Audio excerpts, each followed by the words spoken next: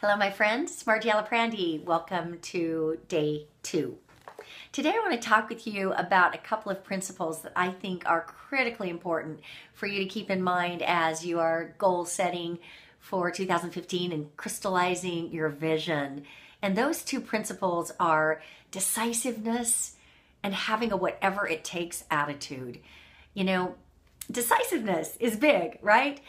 I love the Theodore Roosevelt quote that says, in any moment of decision, the best thing you can do is the right thing, the next best thing you can do is the wrong thing, and the worst thing you can do is nothing. And I find sometimes when I'm crafting my goals and writing my vision, I get all set up with my paper and I've got the categories all laid out: spiritual, emotional, physical, career and money, adventure, all of these different contribution, all these areas.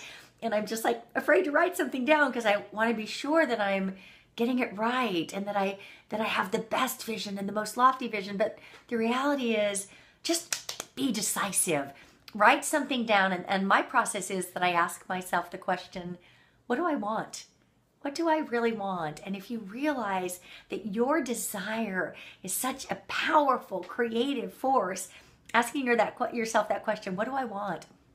And then asking yourself, how can I see it bigger?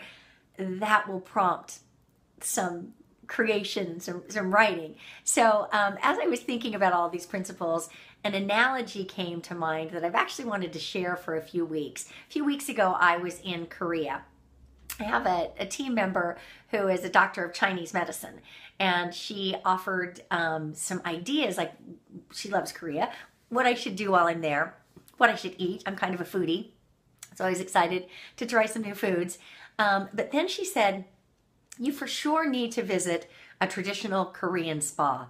And she told me that in the spa, you'll find that they have 2 baths, one that's really hot and one that's really cold.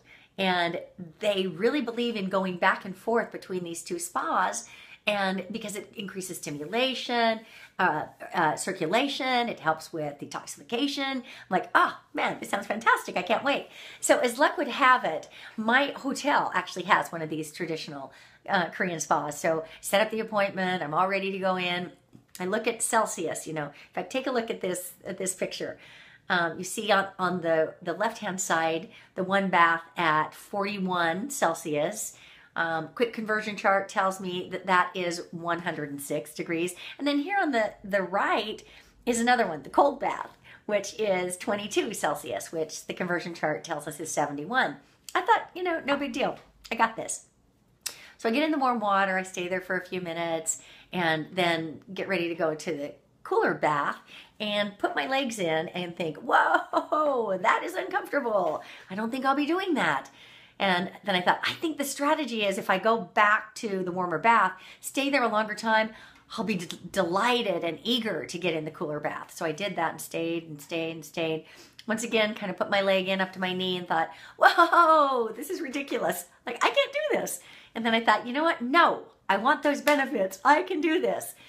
So I went back in the warm bath and I thought, you know what? This time I'm going all in. And so in one fell swoop, I moved into the cold bath all of the way up to my neck. And you know what? It wasn't that bad. And I thought, wow, isn't this just a perfect analogy for our business? Because there's no question that we're going to have ups and downs. And I want to say that some of it might be uncomfortable, might even be a little bit painful. And if you go all in, like, you can accommodate it, you can assimilate it. I think one of the best things I ever did in my business is that I started with a whatever it takes decision. And that saves so much agony of having to reassess and weigh things, and challenges come your way and you go really low, and triumphs come your way and you go really high and you're so excited. And when challenges come, you're thinking, wow, should I rethink this? Maybe this isn't right for me. When you go all in, you don't have to waste energy on those things because you've already made that decision. And decisiveness is such a powerful, powerful component to success. I've seen it happen a bazillion times in my business, that the successful people that join my team, they make decisions relatively quickly and then they stick to them. And less successful people, they take for freaking ever to make a decision and then they waffle. They change their mind easily.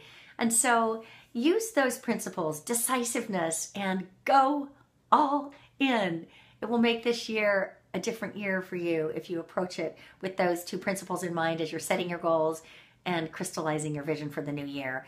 And also, again, I want to invite you to join a teleconference, complimentary with Sean Smith and I.